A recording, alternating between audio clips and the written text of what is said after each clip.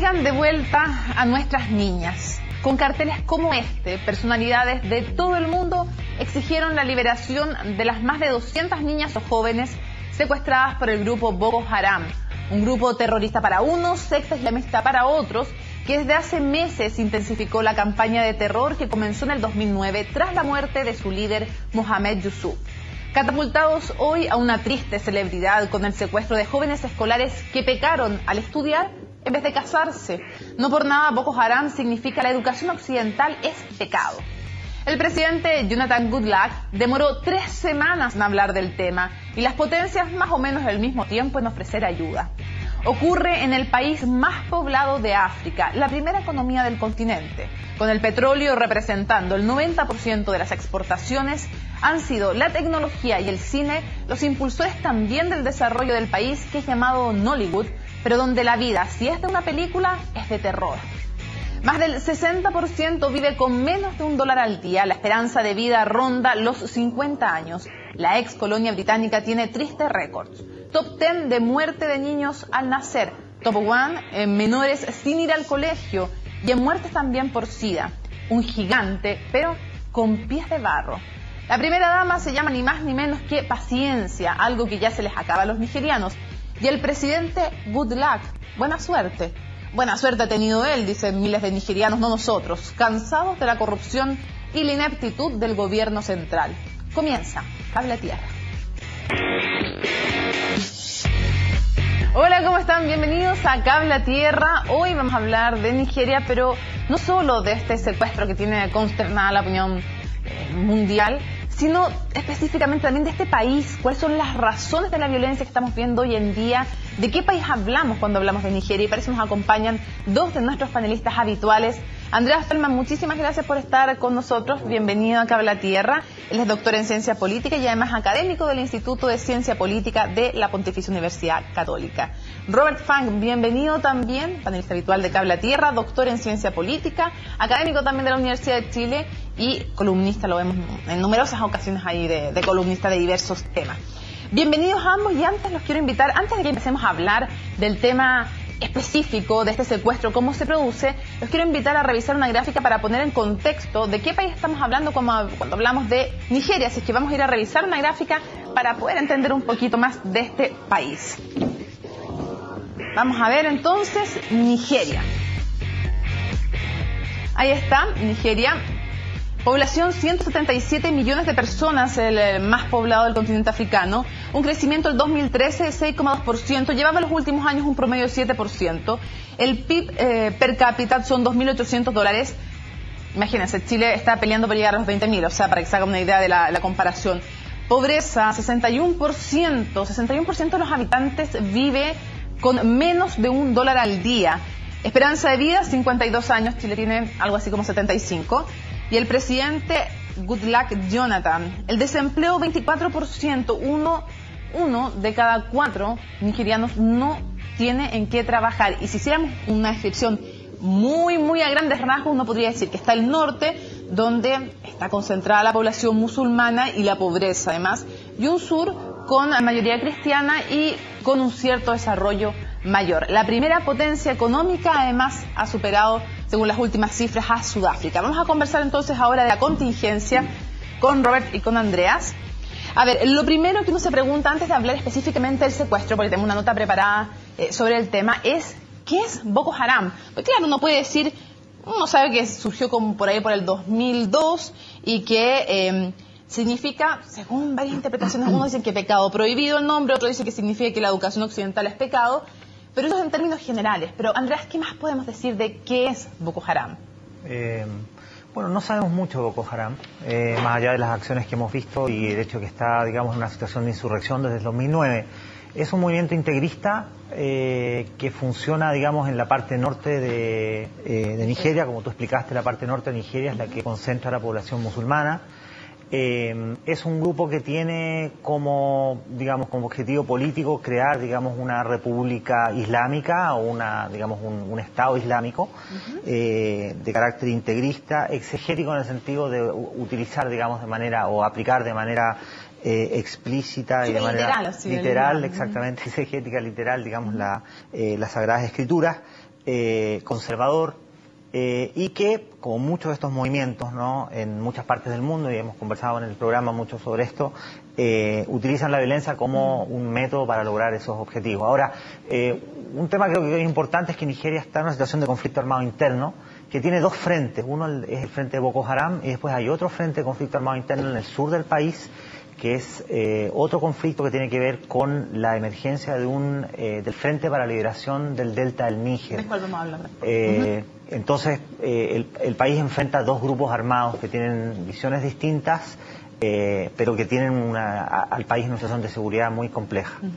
Robert, cuando revisamos además la historia de este grupo, no ha sido siempre igual. Yo revisaba que, en paper además que tú me compartiste, que primero Mohamed Ali era su inspirador o su líder inicial, que surge al amparo de algunas mezquitas, por ahí por el 2002, sin llamarse todavía Boko Haram, y que llamó mucho la atención al principio porque se llamaba talibán nigeriano, y con esto también, y con esta cosa de que muchos de ellos pertenecían a la, no sé si alta sociedad, pero al menos hay personalidades influyentes del norte de Nigeria, llamó mucho la atención.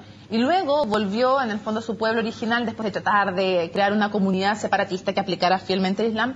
Vuelve a vivir al alero de una mezquita, y por ahí por el 2009 se produce finalmente la muerte de Mohamed Yusuf, que entonces sí era su líder, y se provoca un giro. ¿De qué consiste ese giro que se provoca el 2009 en este grupo? Eso tiene que ver en parte con esta insurgencia, tiene que ver con una reacción, con los intentos del Estado de Nigeria, del gobierno, de tratar de controlar este movimiento de militantes que han sido arrestados, detenidos, intentos de liberarlos, y se produce este conflicto, y además siempre muy vinculado el tema que hayan sido que se hayan secuestrado estudiantes, alumnas, no es casualidad, porque el tema de educación ha estado siempre muy presente en el discurso, y cuando uno habla y eso incluso probablemente desde antes de la fundación del movimiento en 2002. Y lo que ocurre es, posiblemente incluso, que esto está vinculado con el colonialismo. La idea que la educación de alguna forma es un concepto occidental, extranjero, colonial, en general, no solamente para las mujeres. El tema de la educación para las mujeres tiene un elemento más, tal vez, fundamentalismo islámico, pero la educación en general es visto como una herramienta de control. Entonces, cuando surge este movimiento, no es casualidad que surge la mezquita, también surge colegios, porque es parte de la construcción de una identidad de este sector, de esta región de Nigeria. Ahora, surge también dando servicios básicos que no entregaba el Estado, asistencia social, como hemos visto también como patrón de conducta de varios grupos también. Tal cual, los hermanos musulmanes, termina supliendo lo que no hace el Estado. Ahora, ¿quién es su actual líder? Porque el nombre es casi impronunciable, así que Abubakar Shekau. ¿Quién es este señor? Porque han tenido los líderes sucesivos distintos carismas, y lo que vimos es algo muy superficial, Andreas, cuando vimos el video. Estamos viendo un acto de propaganda, estamos viendo a alguien que obviamente que quiere parecer atemorizante, pero ¿quién es en realidad este hombre que, según algunos artículos, hablan de que es uno de los terroristas más buscados en toda África? Otros dicen que no están así, que tiene un tinte místico? ¿Qué es lo poco que sabemos de él? Sabemos muy poco de él, la verdad, porque es un personaje que vive en la clandestinidad y que, digamos, ha estado a cargo del grupo y que recién ahora ha tenido como más nivel de exposición. Ahora, él asume el liderazgo cuando lo comentaban ustedes, ¿no? Cuando muere Mohamed Yusuf, que era el líder. Ahora, el líder muere en manos de la policía nigeriana. En extrañas circunstancias. Bueno, la policía y en general las fuerzas de seguridad nigerianas son particularmente brutales, digamos, ¿no? Eso quizás lo podemos conversar un poco más adelante, pero gran parte de la radicalización del grupo tiene que ver un poco con esto, porque en un primer instante, como muy bien describía Robert, en el fondo es un movimiento más bien de carácter, digamos, revisionista, que busca, digamos, un proyecto de carácter islámico muy fundamentado en la indoctrinación, muy fundamentado, digamos, en la educación islámica, y por eso forman estas escuelas islámicas en el norte de Nigeria, que en el fondo, madrasas. Claro, son madrasas en el fondo que buscan dar grados, digamos, de educación, y en el fondo tratar de ayudar a la gente a llevar una vida islámica, pero al mismo tiempo reemplazan al Estado en términos de la provisión de servicios, de educación y de una especie de apoyo básico en materia de comida, de salud, de qué sé yo. Entonces, el grupo tiene ese giro inicialmente muy parecido a lo que pasa con la Hermandad Musulmana, muy parecido a lo que pasa con Hamas y con otro tipo de grupos que así, parten. Finalmente, la muerte de Youssef radicaliza el grupo, ¿no? Y ahí es cuando entra Shekau. Él, su primera enseñanza la estuvo con un clérigo musulmán y estuvo estudiando después de aquello, estuvo viviendo en el estado de Borno, en el norte también de Nigeria. Sí. Lo que sabemos es que tiene como por ahí por 40 años. Correcto, y se presume que él es un teólogo frustrado, en el sentido que él estudió en estas madrases, no era un alumno muy aventajado, pero sí parece que tiene una personalidad como muy abrasiva, que es muy carismático, y que tras la muerte de Yusuf él, asume el liderazgo y le da un giro radical y mucho más violento a la organización. Antes de ir a la nota, Robert, otro punto.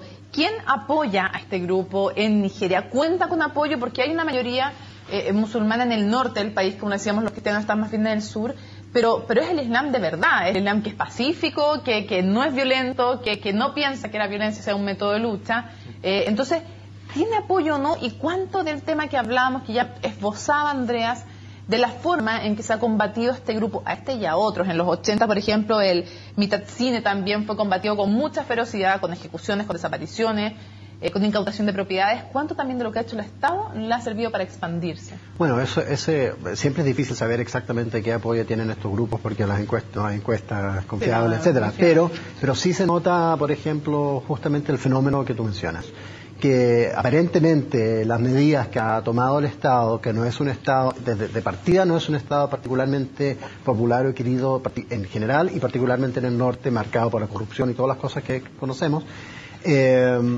y con la diferencia cultural entre el norte y el sur, la diferencia socioeconómica entre el norte y el sur, hay una diferencia muy marcada.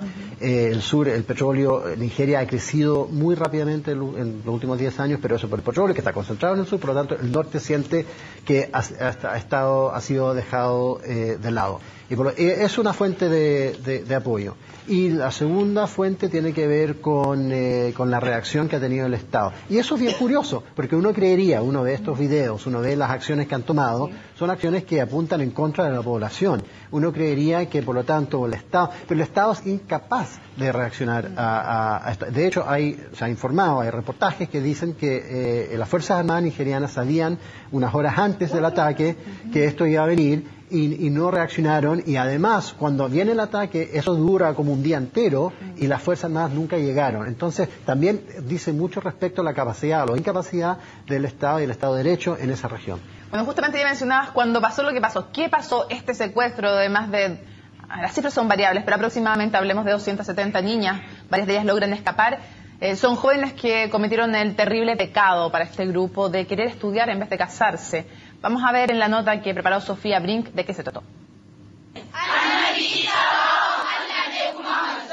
Solo con la cara descubierta y recitando versos del Corán.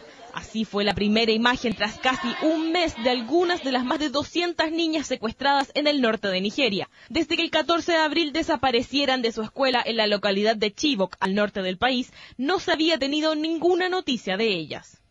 Por Alá, no vamos a liberar a estas niñas hasta que liberen a nuestros hermanos de la cárcel. Arrestaron a nuestros hermanos hace 4 o 5 años y ahora están en sus prisiones. Hacen muchas cosas y ahora nos hablan de estas niñas. No las dejaremos ir hasta que liberen a nuestros hermanos. Eran en su mayoría cristianas y habían acudido a la escuela para rendir exámenes. Una noche llegaron guerrilleros en camiones y las hicieron subir. Luego prendieron fuego al lugar y escaparon. Algunas de las niñas lograron huir, saltando de los vehículos en movimiento. Sí, es en Chibuk. Nunca más regresaré. ¿Nunca más regresarás a la escuela? Así es. ¿Porque tuviste mucho miedo? Sí. Sus captores son el grupo islamista Boko Haram, cuyo nombre significa la educación occidental es pecado. En videos publicados a través de internet han declarado que convirtieron a las jóvenes al Islam y amenazan con casarlas con guerrilleros o que las venderán como esclavas. Por lo mismo es que se teme que hayan salido del país en dirección a Camerún, Chad o Níger. Independiente de dónde estén las chicas, las rescataremos. Lo que pedimos es cooperación máxima de los tutores y padres de estas niñas. Desde el secuestro se han producido varias manifestaciones en Nigeria y otras partes del mundo. Las críticas apuntan a la reacción del gobierno, para muchos lenta, y que la información sobre el estado de las niñas muchas veces fue contradictoria. También se le critica la tardía aceptación de la ayuda internacional. Mientras tanto, fuera de las fronteras nigerianas, personalidades como Michelle Obama, Malala y Angelina Jolie reclaman el retorno de las niñas secuestradas. Esta situación no es nueva en Nigeria, el país con la mayor tasa de secuestros en el mundo. Los objetivos de los captores son variados y van desde millonarios rescates hasta motivos religiosos. Sin embargo, se estima que la mitad de los casos no son reportados debido a la falta de confianza en las habilidades de la policía y el gobierno. Sofía Brink, CNN Chile. Abubakar Shekau lo veíamos ahí en pantalla en una de las pocas imágenes que se conocen del líder de Boko Haram. Los invito a revisar para que recordemos los principales datos de este hombre que tras 2 líderes iniciales se convierte en la principal voz de Boko Haram. ¿Quién es entonces? Tenemos un perfil. No hay registros oficiales de dónde nació, se cree que tiene entre 30 y 40 años. Sucedió entonces al fundador de Boko Haram tras su muerte en el 2009, cuando se radicaliza más el movimiento. Se le ha dado por muerto en varias ocasiones y, ojo, Estados Unidos ofrece $7 millones por información sobre su paradero. Se dice que, de hecho, sus planteamientos son incluso más radicales que los de Al Qaeda, y es tema que vamos a conversar ahora con nuestros panelistas. Ya lo mencionaba yo, Andreas, un tema que evidentemente para muchos resuena es si hay relación o no de este grupo con Al Qaeda. He leído distintos análisis, pero algunos dicen que es incluso muchísimo más radical que Al Qaeda y que le incomoda incluso casi a Al Qaeda porque ya se corrió de la raya de lo que incluso Al Qaeda tolera. ¿Qué tan así es? ¿Hay relación, no hay relación? ¿Se sabe? En general los grupos integristas tienen afinidades ideológicas y en muchas circunstancias cooperan. De hecho, los rebeldes nigerianos tienen conexiones con los rebeldes en Mali, tienen conexiones con Al Qaeda en el Magreb. Ahora, como en todo movimiento, ¿no? Al Qaeda en ese sentido es un gran movimiento, digamos, panislámico de revolución islámica, digamos. Muchas veces hay fricciones y hay problemas de personalidad y hay visiones distintas con respecto a cómo, digamos, la consecución de la lucha islámica. Pero en general, digamos, evidentemente tienen puntos de convergencia, porque fíjate que los rebeldes nigerianos no tienen gran apoyo al interior de Nigeria, no tienen gran capacidad financiera, ¿no? Se especula que el gobernador de Borno, del estado de Borno, ha colaborado con la insurgencia, pero con eso no basta, digamos, para tener red, digamos. Arabia Saudita vendría dinero. Algunas informaciones también hablan de eso, pero son como tesis, son todo tesis. Yo pienso que Arabia Saudita no debiera, porque Arabia Saudita tiene un problema muy grande con el fundamentalismo y tiene un problema muy grande, digamos, con el fundamentalismo, digamos, derivado de Al Qaeda, ¿no? Entonces, ellos son cuidadosos, ¿no? Y están muy preocupados, digamos, por la penetración de Al Qaeda en Yemen y en el Magreb, ¿no? Ahora, el problema es que lo que estamos apreciando es una diseminación del integrismo islámico desde la zona del Magreb hacia la zona más del sur del Sahel, y esto lo estamos apreciando tanto en el caso de Boko Haram como en el caso de los rebeldes en Mali y en Níger, y ya se están desarrollando movimientos similares en el Chad y en la República Centroafricana. Entonces, para que se entienda bien lo que tú estás diciendo, ahí tenemos, pero es que mi Nacha y todo mi equipo es muy rápido. Justamente eso es lo que íbamos a pedir, que se viera en el fondo dónde está Nigeria, y también si podemos ver el otro mapa mundial en que se aprecia Nigeria en el contexto ya más global. Lo decías tú, entonces viene este avance del grupo. Sahel es una pequeña franja que está localizada al sur del Sahara y, digamos, de oeste a este, ¿no? Tú ves, digamos, cómo se ha diseminado el fundamentalismo en una serie de países que están en esta parte de la geografía africana. Entonces, evidentemente que esto es algo que tiene muy preocupados los estados africanos, es algo que tiene muy preocupados los estados europeos y Estados Unidos, es parte de lo que de una otra manera explica la intervención francesa en Mali, es parte de lo que explica también la intervención en el caso de Libia. Así que es un tema muy complejo desde el punto de vista de la geoestrategia y la seguridad regional en África. Un punto antes de preguntarle otra cosa a Robert. ¿Es efectivo que este grupo tiene un carácter en sus peticiones y en sus objetivos no exclusivamente, pero con mayor énfasis en lo local versus Al-Qaeda, que tiene una lucha más contra Occidente en general? ¿Uno puede hacer ese matiz entre uno y otro? Me parece que eso es cierto, porque en el fondo el proyecto político de Boko Haram tiene que ver con la creación de una república islámica en las zonas de Nigeria que tienen población musulmana. Entonces, desde ese punto de vista tiene un objetivo más bien circunscrito. Ahora, yo creo que muchos grupos de radicalismo islámico se han atomizado y tienen objetivos similares, que están, digamos, reducidos a espacios geográficos determinados, el Magreb, Yemen, etcétera, ¿no? Pero sí, lo que tú dices me parece que es correcto.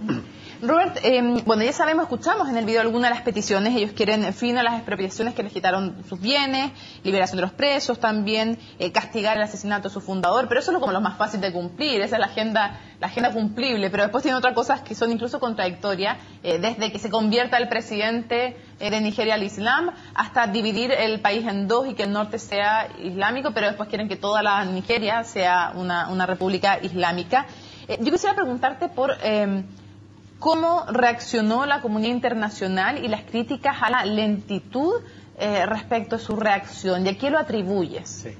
Hay varios puntos ahí. Primero, se ha criticado que este es un problema de la actividad, la violencia, ya se ha mencionado, Boko Haram, yo creo un elemento tal vez de posible diferencia con Al-Qaeda es que Boko Haram es uno de los grupos más violentos, que más muertes ha producido de todos estos grupos insurgentes y fundamentalistas, es uno de los más violentos. Entonces, esto no es un problema nuevo, entonces una de las críticas que se ha hecho es que es solamente con este secuestro, que obviamente es muy chocante y trágico y también en gran sentido simbólico, porque apuntan contra como valores muy fundamentales para el Occidente, que tiene que ver con la igualdad, con las mujeres, en fin.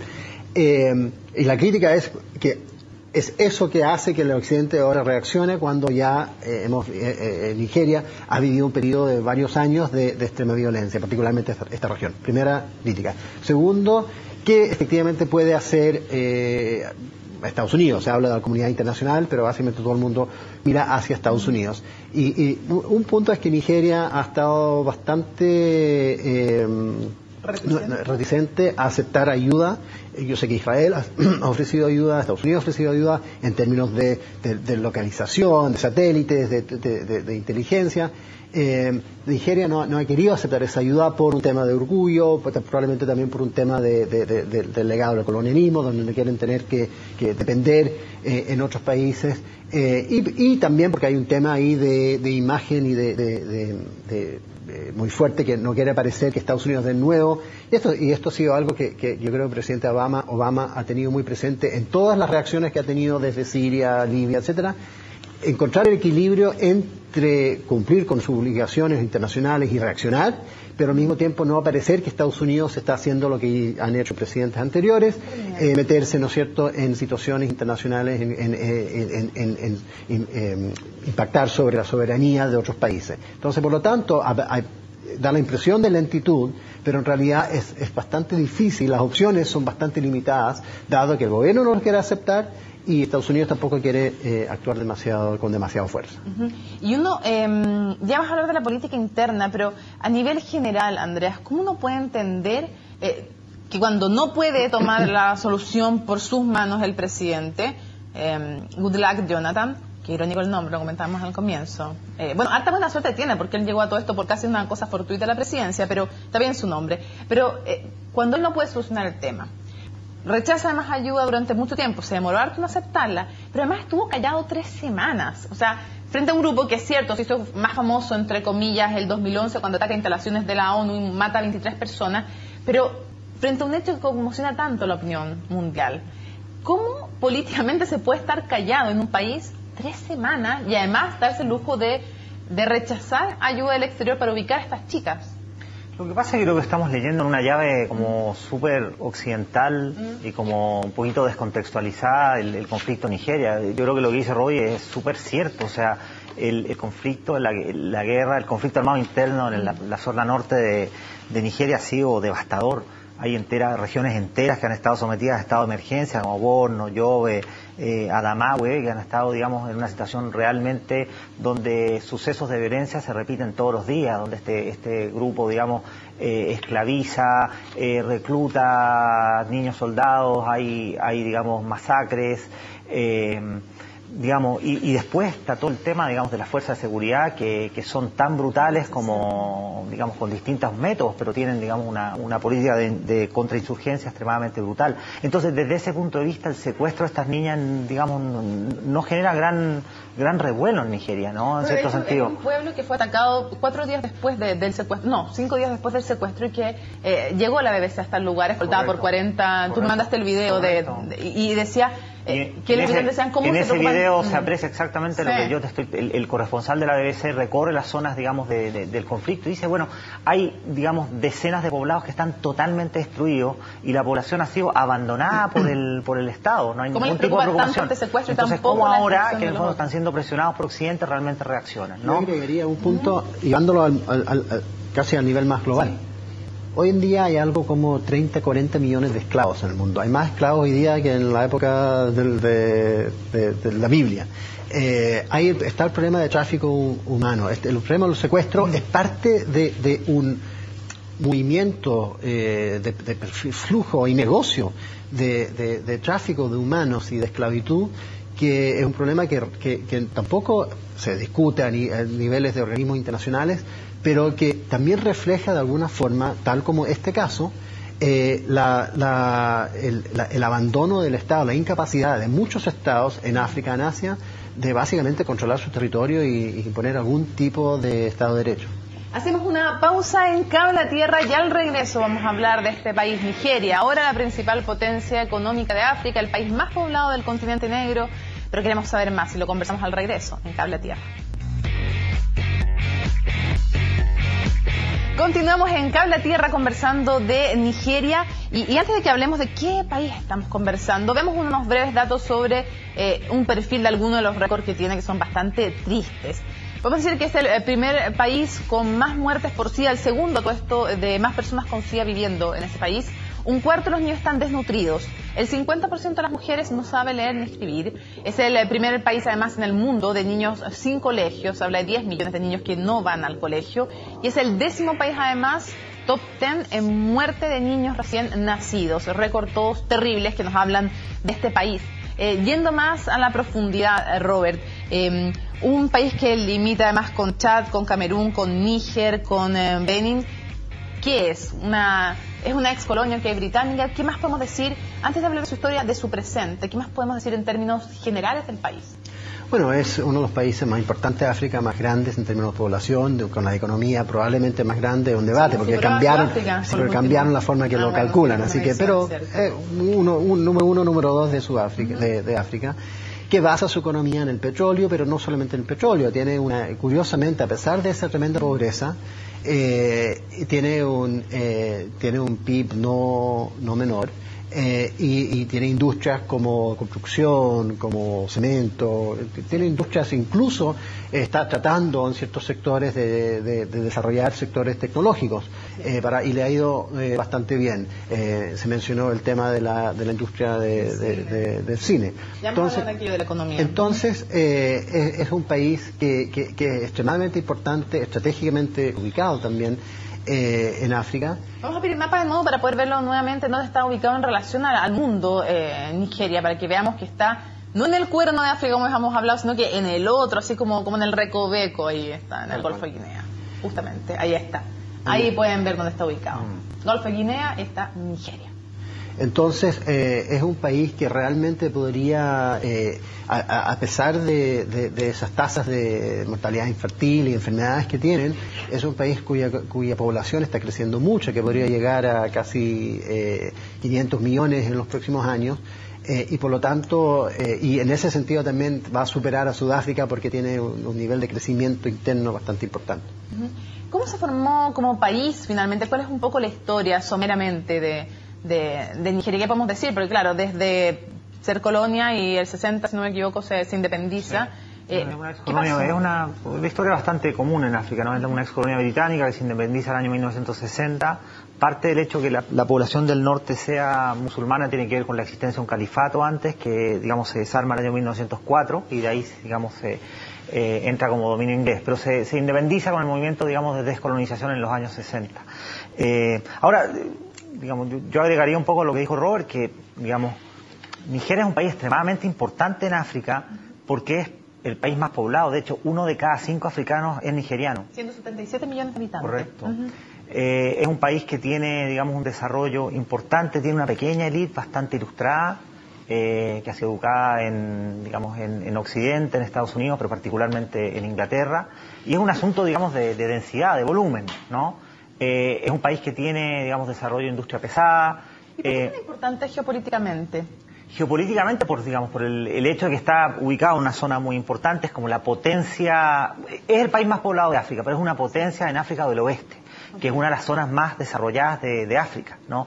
Junto con la zona sur de África, la parte de África del Oeste es una de las más desarrolladas, junto con la África del Sur, la zona del Oeste y un poquito el Magreb, ¿no? Entonces, desde ese punto de vista es una potencia y que tiene mucha influencia en los países como Ghana, países como Costa de Marfil, países que son importantes y trascendentes desde el punto de vista geoestratégico y porque hubo mucha presencia colonial, digamos, ¿no?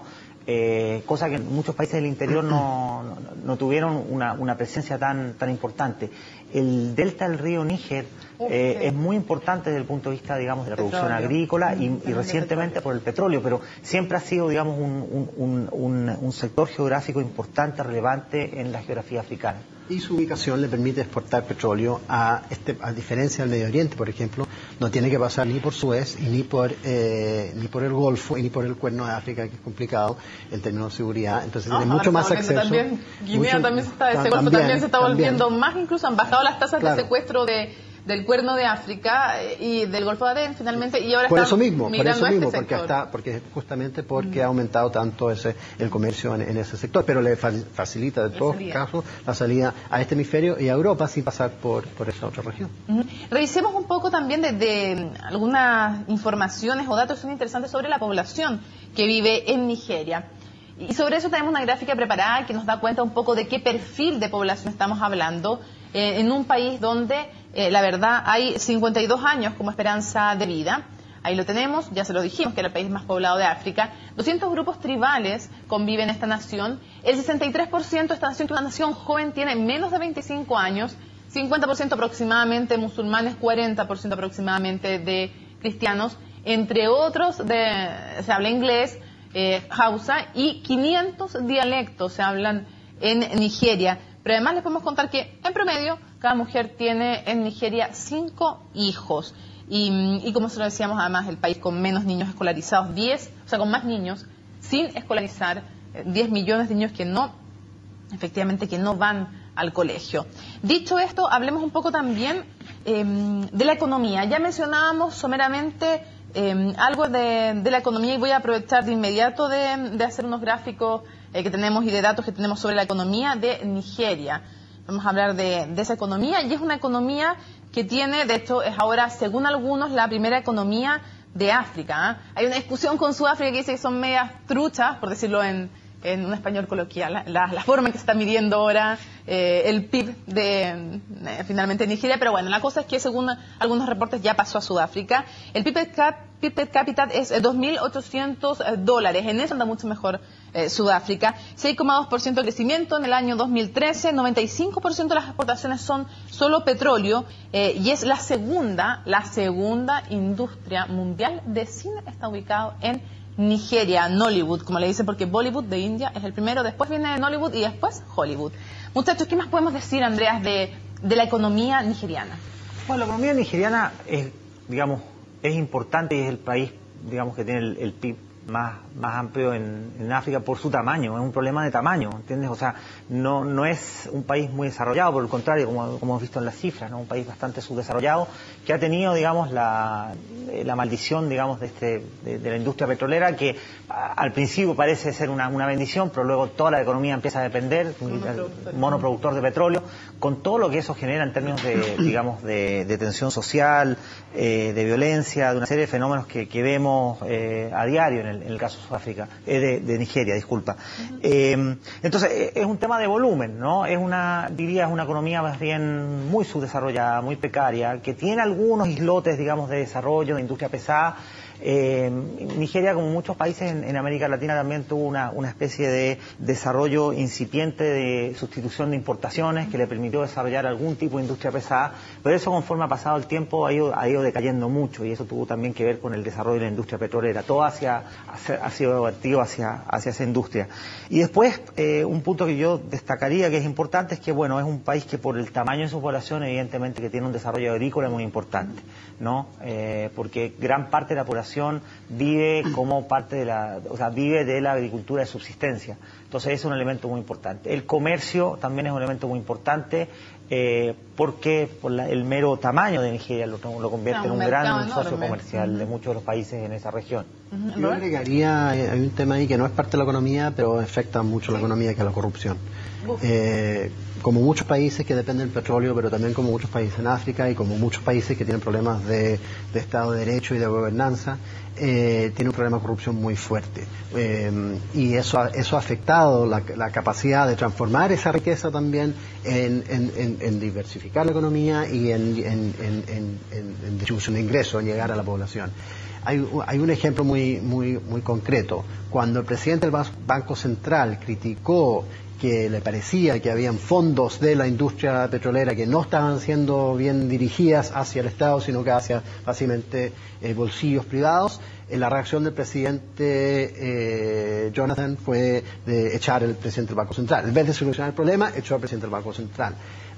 Una reacción parecida, no nada que ver con corrupción, pero cuando surgió este tema de las niñas ahora secuestradas, empezaron a haber protestas algunos líderes de opinión en Nigeria empezaron a protestar, y la primera dama, que tiene bastante poder, criticó parece que no tuvo paciencia, y criticó a esos personajes que estaban expresando su preocupación por las niñas, en vez de decir sí, aquí hay un problema. Entonces, aquí hay... con Boko Haram y dijo, dejen en el norte del país esto. Sí. Una intervención que fue bastante... Pero eso refleja el problema de gobernanza, el problema político. Bien, aquí me mostraron que hay 250 tribus, ¿no? Entonces, es un país federal que ya tiene sus provincias, que tienen identidades individuales que surgen probablemente de los mismos tribus, de la historia, de los califatos, de la colonia. Después tienen el tema religioso, la división religiosa. Después tienen la división económica. Y todo eso en un contexto donde realmente no hay un control real de la... Entonces, eso lo hace obviamente muy difícil gobernar. De hecho, según Transparencia Internacional, se han perdido 400.000 millones de dólares desde los 60, cuando se independiza, solo por temas de corrupción. Era un cálculo somero que hacía sobre las pérdidas que Nigeria tiene unos índices de corrupción más altos del mundo. Y vamos a hablar de eso, pero brevemente antes, ¿cómo se explica que en medio de todo este retraso haya un auge de la industria tecnológica?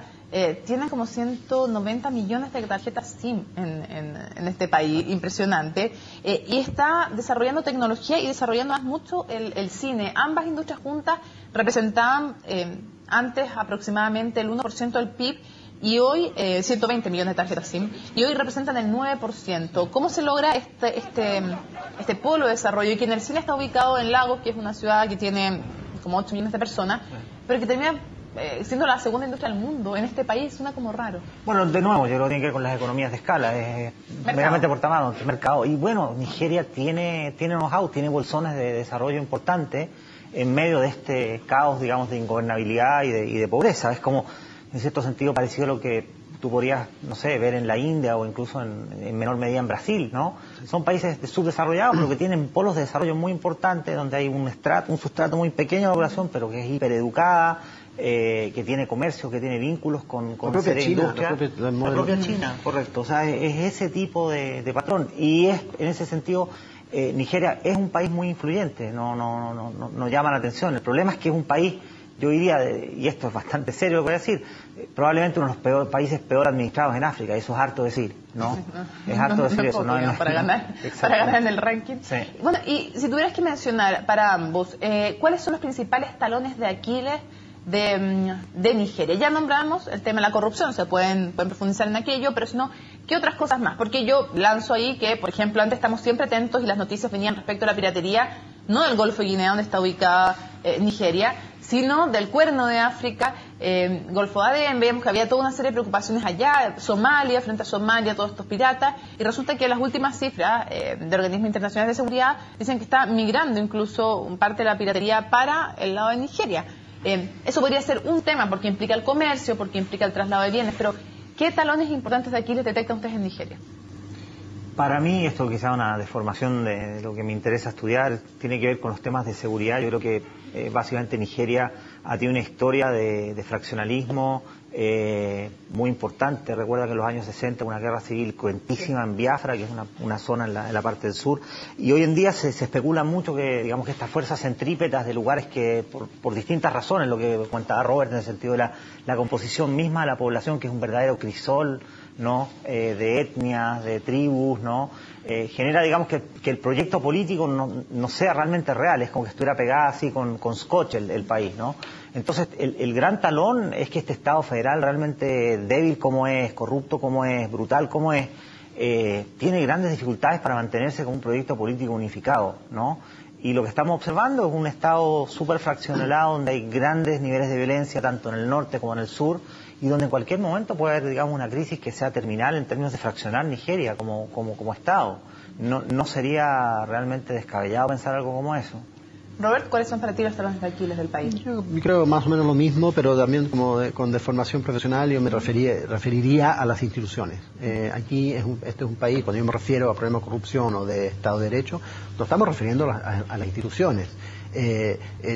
Como muchos países en África, en la era postcolonial no lograron realmente construir instituciones que funcionan. Logran mantenerse flotando, en algunos casos porque ha entrado dinero por algún tipo de producto que se pueda exportar, pero no hay ningún tipo de gobernanza. Existe este problema de división étnica o religiosa o regional, lo que sea, que tiene otras implicancias, porque impide incluso, si llegara un presidente y dijera, ya, yo quiero diversificar la economía. Bueno, llega al norte país y el norte país va a decir, no, porque nosotros no queremos educación. Llegan empresas, llegan organizaciones de ayuda internacional, y una de las cosas que está ocurriendo es que esas organizaciones dicen, nosotros nos vamos a seguir operando en un país donde sabemos que el 50% de nuestra ayuda va a terminar en manos de privados por los problemas de corrupción. Entonces, al final, lo que hace la corrupción, junto con los problemas de institucionalidad, es no permitir un avance en todas las aristas que necesita avanzar para solucionar los problemas. Hablábamos del tema de la seguridad, el tema de la corrupción, el tema de la piratería, la pobreza, la desigualdad, la dependencia del petróleo. La lista es bastante larga y terrible, pero alguien tiene que hacerse cargo de esto, y ni más ni menos que Goodluck Jonathan es el presidente, y que muchos bromean con el tema del nombre, no por querer ofenderlo, sino porque fue casi una fortuna que él llegara al poder. Hablemos de quién es políticamente también este hombre casado con Paciencia, que es lo que menos tiene, parece, su señora, la primera dama, pero ¿quién es y cómo llega al poder? Porque de hecho llega porque se muere su antecesor. Sí, fue fortuitamente. Él era el vicepresidente, el presidente, difícil nombre, Umaru Yar'Adua, que muere en circunstancias bastante, digamos, imprevistas, y bueno, le toca a Jonathan asumir. En circunstancias en que era un político avesado. Él fue gobernador de su estado, un estado en la parte suroeste del país.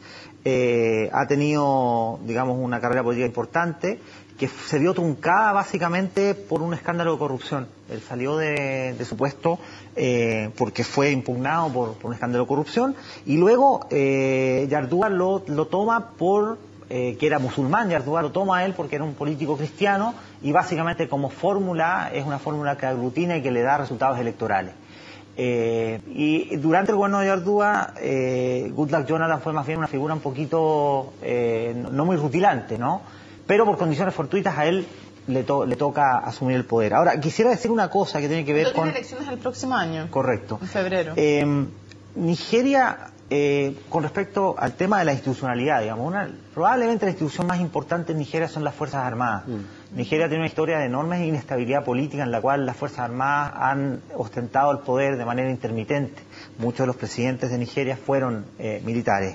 Eso se interrumpió en cierto sentido con el presidente Obasanjo, que en el año 99, correcto, que era un ex militar, que en el año 99 democratiza Nigeria. En ese sentido, digamos, el caudal político de una persona como Goodluck Jonathan tiene que ver con su civilidad, ¿no? Porque en el fondo representa una alternativa a la existencia de los militares, que tienen muy mal nombre, que son conocidos por ser bastante brutales y bastante corruptos, ¿no? Entonces, desde ese punto de vista, su caudal es importante. Ahora, su gobierno ha sido un gobierno que ha sido criticado porque los problemas estructurales de Nigeria son tales que evidentemente es muy difícil de manejar. Pero la verdad que él ha presidido sobre una administración que ha tenido tasas de crecimiento grandes, impulsadas, correcto, pero sostenidas, sí, impulsadas en gran medida por el boom del petróleo. Eso evidentemente lo ha ayudado mucho. Y eso él lo ha... ¿Cómo está ideológicamente? ¿Se puede ubicar ideológicamente? No, yo diría que no. Es difícil, Yo no... ¿Pero más de izquierda, más de derecha? No creo que esas categorías... El Partido Democrático del Pueblo. No creo que esas categorías necesariamente apliquen. Evidentemente, mucha de la política en África, y Nigeria evidentemente que es un ejemplo de eso, es una política más bien de carácter popular, en la cual, digamos, los gobiernos de una manera se mantienen a través de prebendas, de clientelismo, de ese tipo de prácticas, ¿no? Entonces, diría que él obedece a eso, es un político que en el fondo basa su poder en su etnia, en su región, en el hecho de ser cristiano, y que tiene una forma de conducir la política que es como bastante tradicional en ese sentido. Yo agregaría, sí, el tema es el crecimiento sostenido. Si hay algo que podría causar una especie de estallamiento de la situación, es una desaceleración de la economía, y eso ya hay señales de aquello. O sea, como en todo el mundo, los países que dependen de commodities empiezan a desacelerarse. Este año el nivel de crecimiento ha bajado por como 6,5, 6,7. Hay señales que está desacelerando, y si eso todavía son tasas altas de crecimiento. Pero si hay algo, me parece, que podría empezar a causarle problemas a este gobierno o a un futuro gobierno, sería que los ingresos del petróleo no lograran por lo menos sostener cierto nivel de crecimiento económico. Entonces me estaba recordando que trabajó de inspector en un colegio, Goodluck Jonathan, y estudió zoología, y también trabajó estudió zoología, y trabajó también como en temas medioambientales en un país que tiene severos problemas medioambientales. O sea, toda la zona del delta, del petróleo, tiene zonas contaminadísimas, erosión de suelo, y podríamos seguir nombrando. Ahora, ¿qué importancia, qué relación tiene con el resto de las potencias? ¿Cuál es la relación que tiene? Porque claro, si uno mira a los partners económicos, por ejemplo, exportación de petróleo como un 17% a Estados Unidos, también exporta bastante a India, importa bastante también de China, de otros países, pero en términos de lazos, ¿cuál es su relación con el resto de los países del mundo y específicamente con las potencias, con Europa, con Estados Unidos? ¿Nigeria en qué eje se mueve finalmente? Yo diría que Nigeria se mueve en este eje más bien de carácter con nostalgia al tercermundismo. Claro, no alineados, con nostalgia hacia el tercer mundo, con una postura, digamos, anticolonialista, una postura, digamos, de aseveración de los valores africanos, de la independencia, digamos, de la autonomía, de una visión alternativa, digamos, al poder. Ahora, tiene buenas relaciones en general, tanto con el Reino Unido como con Estados Unidos. Y yo creo que esa es una variable importante, digamos. Nigeria es muy importante para la proyección del poder británico en África, porque los franceses y los ingleses tienen esta competencia un poco difícil de entender, pero existe hasta el día de hoy, en la cual tratan, digamos, de maximizar sus esferas de influencia en la región. Entonces, sin invertir tanto tampoco. Bueno, invierten, digamos, ¿no? Sí. Hay, por ejemplo, hay inversión petrolera importante, bueno, eso sí, ¿no? Es en el caso de Nigeria. Invierten donde se puede invertir, digamos, es más difícil invertir en Mauritania de lo que es en Nigeria. Entonces, desde ese punto de vista, Nigeria es un país importante porque compite con Costa de Marfil, que es el gran hub de la proyección francesa en esa zona de África. Entonces, desde ese punto de vista, Nigeria evidentemente que es un país como bien relevante, bien importante. Y puede ser además, puede ser también interesante en Nigeria para países como Inglaterra, como Francia, también Estados Unidos, en vista de que estamos viendo que en África China también está invirtiendo con muchísima fuerza. Un ejemplo es lo que está haciendo en energía solar, un ejemplo de inversiones en gasoducto, en oleoducto, está invirtiendo muchísimo. Entonces me imagino que también es una nueva área de influencia, una nueva área donde se pelea también la influencia mundial de las distintas potencias. Ahí existe una tensión. China tiene un mercado, una necesidad de importar energía brutal y por esa razón se ha metido con bastante fuerza en distintos países de África y eso ha prendido algunas alarmas en Estados Unidos y otros países, pero la verdad es que tampoco se ha movido mucho Estados Unidos para contrarrestar esa influencia. Ha ocurrido, se ha hablado un poco del mismo fenómeno en América Latina y hemos visto que en América Latina tampoco Estados Unidos ha optado por recalcar su presencia de alguna forma. Entonces existe esa tensión que no es lo mismo que competencia, es una preocupación, pero que no llega a ser competencia básicamente porque Estados Unidos o no tiene el interés o la capacidad de hacer, sin prejuicio de que empresas estén presentes, más bien, como dice Andrea, inglesas que americanas. Bueno, algunos decían que hubiera sido distinto el futuro y la reacción de Estados Unidos si el secuestro se hubiera producido en el sur, donde efectivamente tiene muchas más inversiones que en el norte, donde no tiene tantas. Algunos mal pensados, y no sé por qué pensaban que se podría haber sido así. Para cerrar brevemente, pues acá el tiempo, ¿qué futuro ven, 30 segundos para cada uno, a este conflicto específico, el del secuestro? ¿Cómo creen que termina esto? A mí me llama la atención que sea tan difícil saber en dónde están. En una era de satélites, un poco parecido al tema del famoso avión de Malasia. Pero en parte eso tiene que, para que eso funcione, es necesario la cooperación también del gobierno, del Estado nigeriano, y tengo la impresión que eso no está. Andrea. Difícil de saber. Yo creo que están en zona rebelde las chicas estas. Se dice que en un bosque que colinda con Camerún. Difícil saber. Yo creo que va a ser una historia que puede terminar mal, digamos, ¿no? Porque son grupos realmente brutales, ¿no? Las fuerzas de seguridad nigerianas no dan ninguna garantía de nada y son civiles que están indefensas, digamos. Entonces, si las venden, entonces la cosa se desparama y ya no hay solución. Yo creo que en el fondo da cuenta del drama que vive la población civil en esa región, que es víctima tanto de los ataques de los integristas como del gobierno, tanto en su brutalidad como en su negligencia, ¿no? Entonces la verdad que es una postal terrible, y también algo que decía Robert, que me parece que es bien cierto, digamos, ¿no? Frente a años de desolación y destrucción, Occidente, digamos, ahora reacciona porque esto es, digamos, es mediático, ¿no? Pero en eso también se encierra una cierta, digamos, algo que es particularmente odioso, que es en el fondo que vamos a ver esta historia y en una semana más ya la suerte de estas chicas ya da lo mismo, ¿no? Andreas, Robert, muchísimas gracias por habernos acompañado en Cable a Tierra. No basta con este cartel que les mostrábamos en el comienzo, que fue el símbolo de la campaña. Hay que hacer mucho más que un papel, porque el papel aguanta todo. Nos vemos en un próximo Cable a Tierra.